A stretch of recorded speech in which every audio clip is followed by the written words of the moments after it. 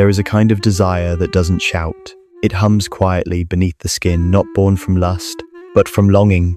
Freud once said that desire is never truly new. It is a repetition, a memory disguised as attraction. Every man who feels drawn to an older woman is not chasing age. He is chasing a feeling he once lost. Maybe it's safety. Maybe it's understanding. Maybe it's the rare comfort of being seen without needing to perform. In her presence, he doesn't need to prove his strength, because she has already met strength and watched it fall apart. He doesn't need to charm her, because she has already seen the 1,000 masks men wear to be loved. There's something sacred in that awareness, something disarming, something that touches a man not in his body, but somewhere far deeper, the place where boys once learned to hide their softness. Freud believed that every adult desire carries traces of childhood, the longing for touch, for care, for the gaze that says, "You are enough."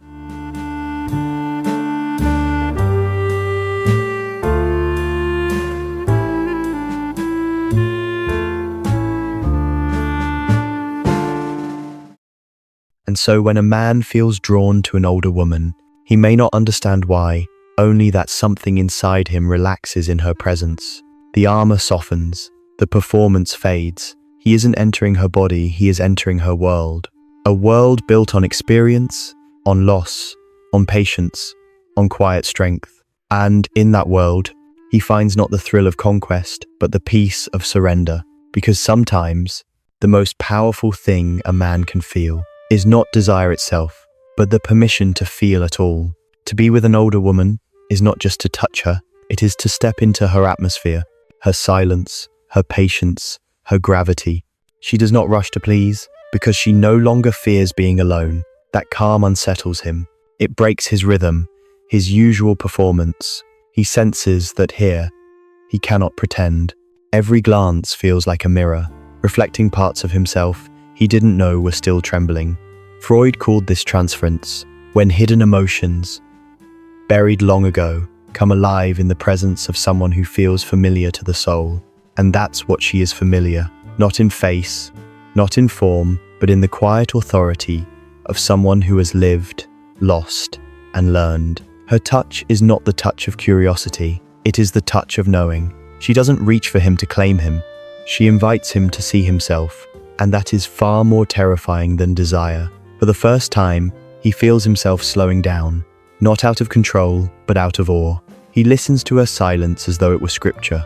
In her eyes, he finds the weight of everything she's survived, and realizes that in her calm, there is no judgment.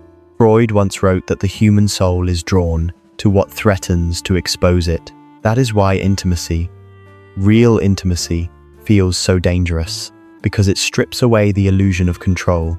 And here, before her, he cannot hide behind youth, or ego, or noise. He is seen fully, frighteningly, beautifully. It is no longer about pleasure, it is about truth. And the closer he gets, the more he realizes what he's entering is not her body, but the sacred space where his defenses begin to dissolve. There's something haunting about the way she looks at him, not because she sees through him, but because she sees everything. The older woman carries time like a fragrance. It lingers in her gestures, in the stillness between her words, in the patience with which she receives the world. When he meets her gaze, he sees not youth but truth.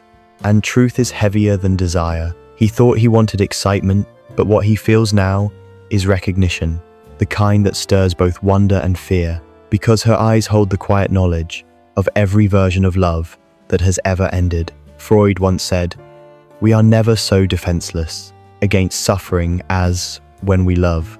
And that is why she feels dangerous. Her presence asks him to surrender his armor, to step naked into the emotional light he has avoided for years. She has no need to chase him, no need to impress. Her power is not in pursuit, it is in presence.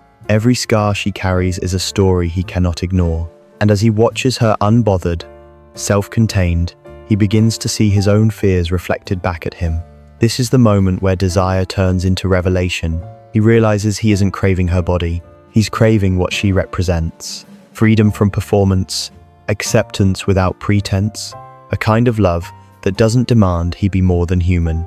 For the first time, He feels small in a way that is safe. He can fall, and she won't shatter. He can confess, and she won't flinch. In her, he senses both the mother he longed for and the mirror he's always feared. Have you ever felt that kind of pull? The one that isn't just about the body, but about the soul. If you've ever wondered why we desire what we do, stay with me.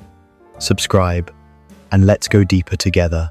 Desire becomes reflection, and reflection becomes truth. And truth, as Freud believed, is the most seductive force of all.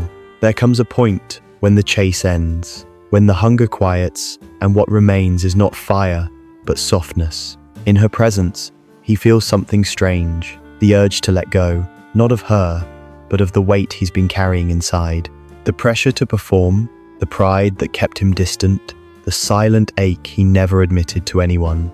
Freud believed that human beings are haunted, not by what they desire, but by what they repress. Desire, he said, is the soul's rebellion, the body's attempt to speak what the mouth cannot. And now, as he surrenders to her calm, he realizes that what he's been seeking is not pleasure, but permission.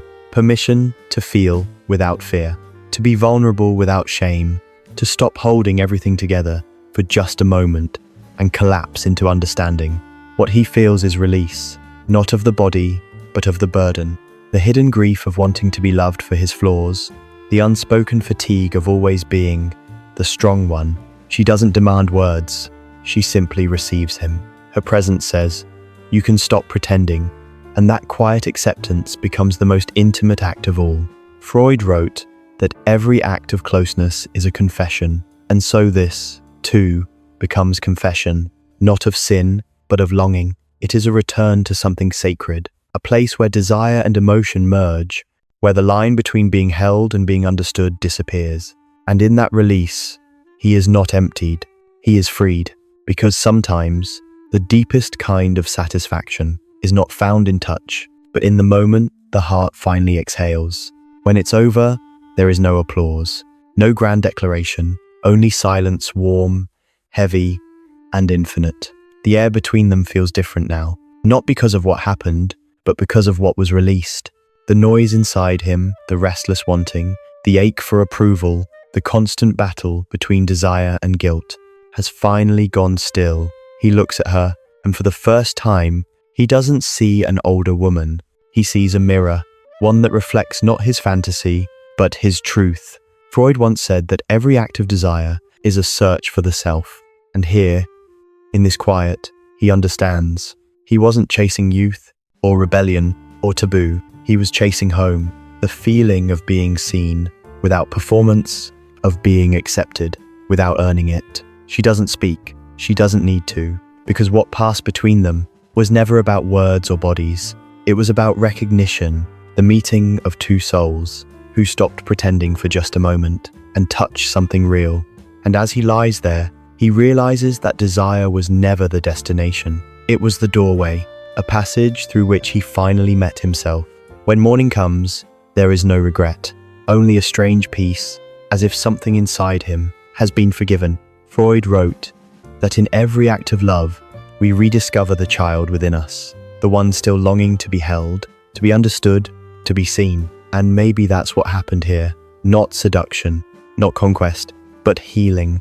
Because sometimes, the most intimate thing two people can do is help each other remember who they really are. If this story moved something in you, if you see a piece of your own reflection here, don't forget to subscribe and stay close. We explore the hidden sides of love, desire, and the human soul every week.